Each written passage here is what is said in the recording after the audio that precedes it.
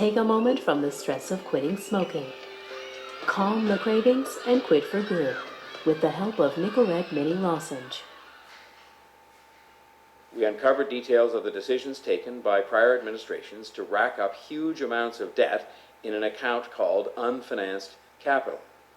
In essence, the city borrowed money without an identified means of repayment, and accordingly those amounts of money were never added to the declared debt of the city. Doing this meant the city avoided having to declare the interest costs on that money, as would have been the case if it was added to the debt in the normal course.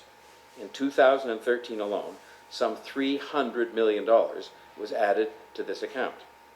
When I learned of this account, the total unfinanced capital, that means undeclared debt, had reached nearly $1 billion. Now let me be clear.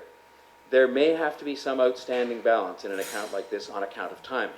The expenditure that has to be made to do a subway extension may not match up with the timing on which you can issue a new bond that is part of the city's declared debt. But I will say this to you and to the people of Toronto. $1 billion of undeclared debt that is unaccounted for and not transparent is not being honest with the public, and it is not acceptable to me.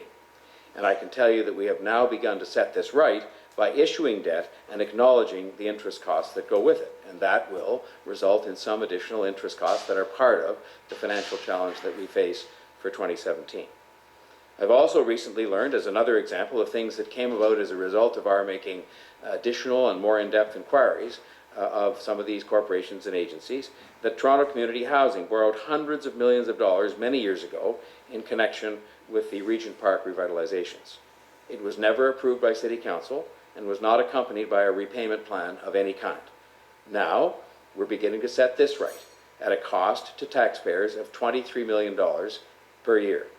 This amount, just as an example again, forms a part of the 2017 challenge that we face.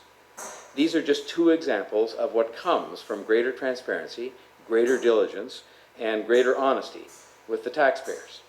And I believe it's what people expect from their government, an honest, fair, and transparent account of the city's finances.